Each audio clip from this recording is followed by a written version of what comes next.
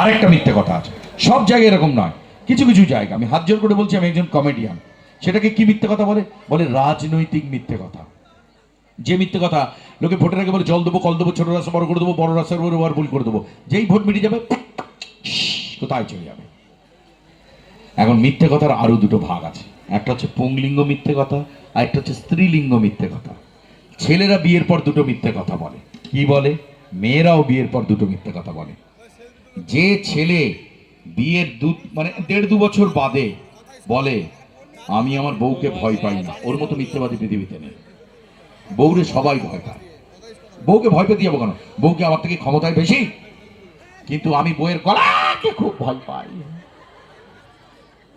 যখন বিয়ে করেছিলাম মধুবালার মতো ছিল, মনে হতো তোমার রাধা কথা বলছে, তুমি কোথায়, তাড়াতাড়ি এসো আমার বাড়িতে, একা ভালো লাগে। তুমি তোমার বাবাকে বিয়ে করেছি না মাকে বিয়ে করেছি? যেই 2 বছর হলো তুমি কই? আর 3 বছরে গিয়ে হঠাৎ থেকে একদিন বলছে কি মাছ কিনেছো? তুমি আমার বাবার মাছ কেনা দেখোনি?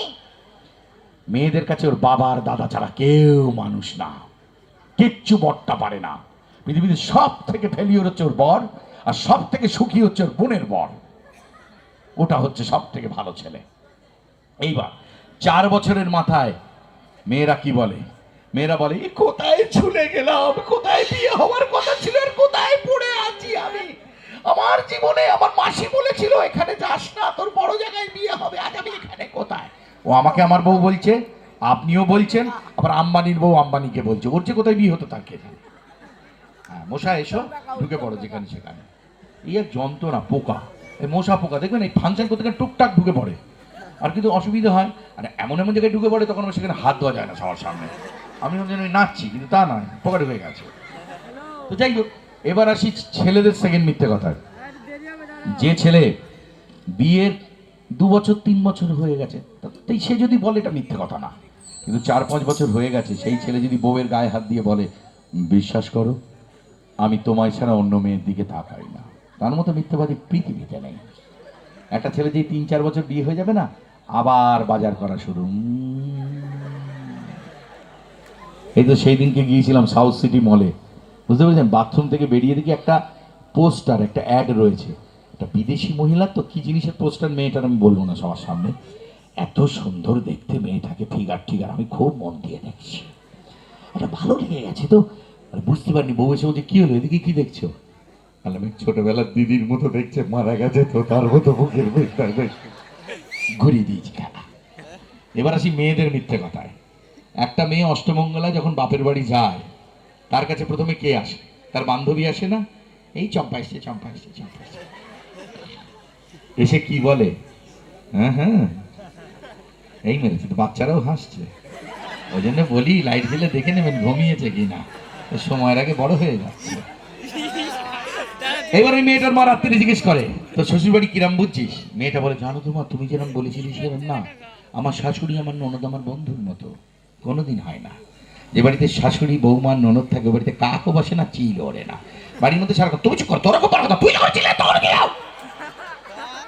আর ওই বাড়ির ছেলে ভয়ে ভয়ে বাড়ি ঢোকে, যদি দরজা খুলে বউ বলে দেয় কোথায় ছিলে, তোমার কখন থেকে আমি ডাক এ করতে ফোন করছি, ফোন ধরছে না কেন, তাহলে যেমন বাড়ির পরিবেশ ঠিক আছে। আর যদি বউ এলো ধুম করে দরজা খুলে দিয়ে ভ্রুম করে চলে গেল, এবার ছেলেটা কি করে, আমরা কি করি, বউ হ্যাঁ গো কিছু কি হয়েছে, কি আবার হবে, কিছুই হয়নি, তার মানে হয়েছে।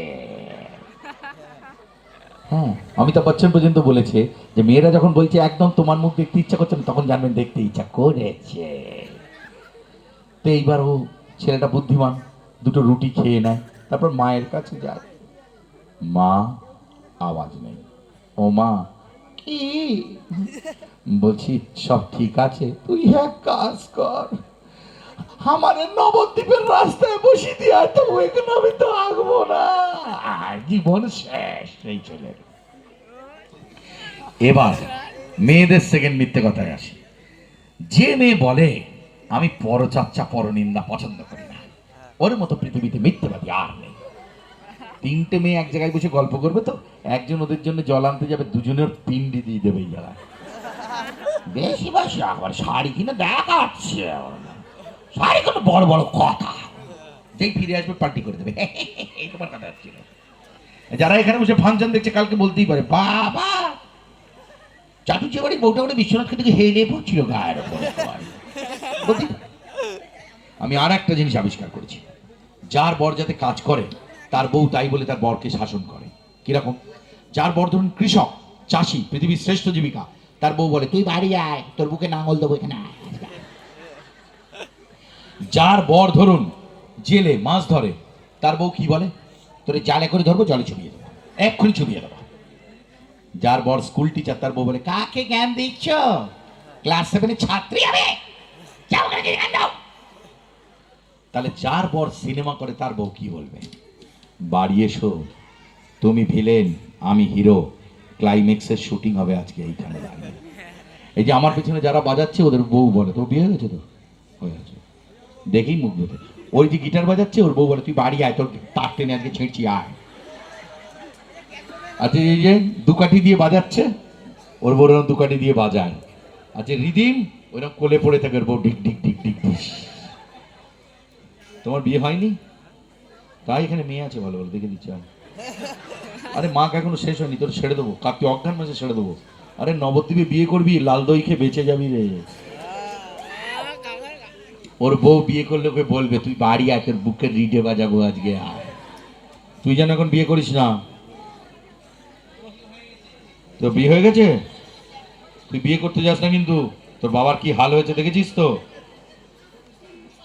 সব থেকে মুশকিল হচ্ছে আমার সাথে কেউ প্রোগ্রাম করতে চাইছে না। স্যাক্সোফোন, স্যাক্সোফোনের বউ রেগে গেলে সব থেকে খারাপ কথা বলে, বলে তোর ফুঁ দেবো এমন জায়গায় হাওয়া অন্য জায়গা দিয়ে বেরিয়ে যাবে।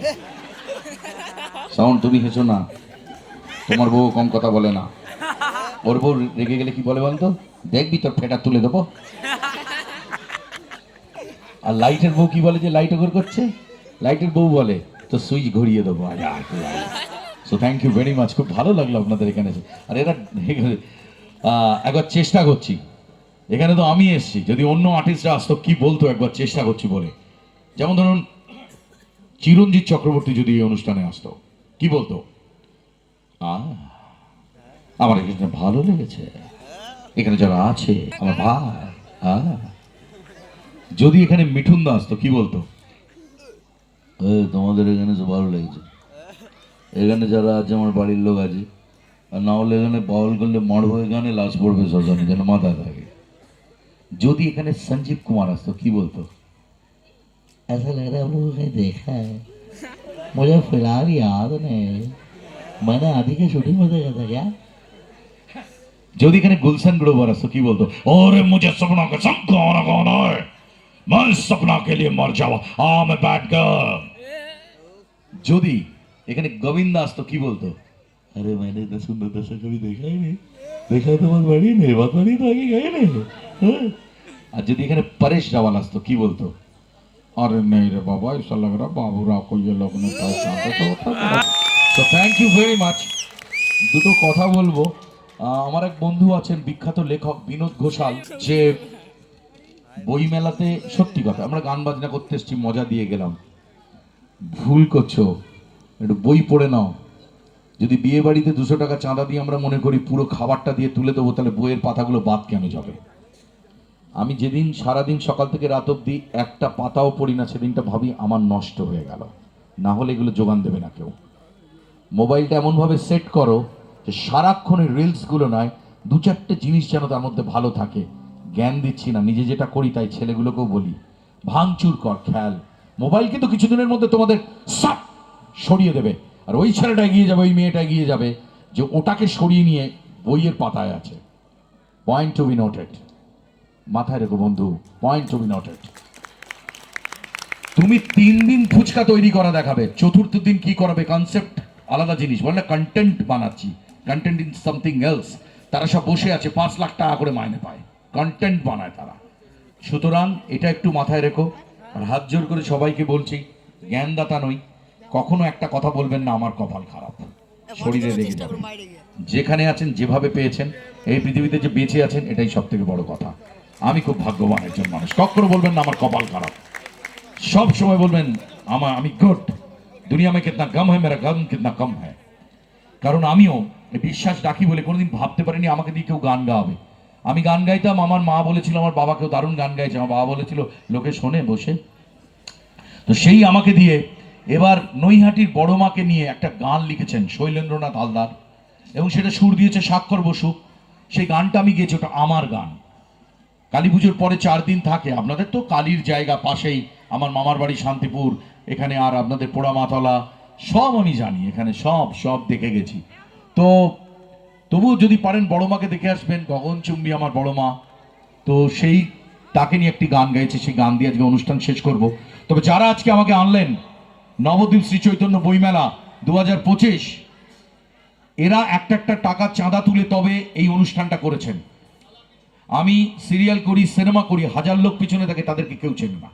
আমরা কিন্তু একটা স্ট্রাগল করি, তারপরে সব কিছু জয় করতে থাকি। তো আজকের এই ফাংশনটায় এই যে শুভ আমাকে নিয়ে এসছে, 10 বার ফোন করতে হচ্ছে। আমরা এই গলিটায় আটকে গিয়েছিলাম, অনেকক্ষণ চলে এসেছি ব্রিজের কাছে। তারপরে এই শুভ আমাদের উত্তম কুমার বলতে হবে না তো, উত্তম, তাকে ধন্যবাদ আমাকে নিয়ে আসার জন্য। এই যে আমার পিছনে ভাইরা বাজালো, কি অসাধারণ বাজালো বলুন তো। এই যে দাদার সাথে আমার এত ঝগড়া হলো, কেন হলো? জিনিসটা ভালো করার জন্য। উনিও খুব চেষ্টা করেছেন, তারটা কিছু কারণে খুলে গিয়েছিল, যেটা মানুষকে হাসানোর জন্য। আর ওই যে দাদা লাইট করলো, অন্ধকার করলো, আলো করলো, তো সব মিলিয়ে তো এরাই আসল। আমরা আসি, ভালো টাকা পাই, হাততালি পাই, চলে যাই। কারোকে হাততালি দিতে বলিনি, কিশোর কুমার ছাড়া একবার জোরে হাততালি দেবেন সবাই দেখবেন। Thank you. চলো পিকচার উঠা লো, ব্ল্যাক বাহিনী উঠা লো, হেভি বাজাস।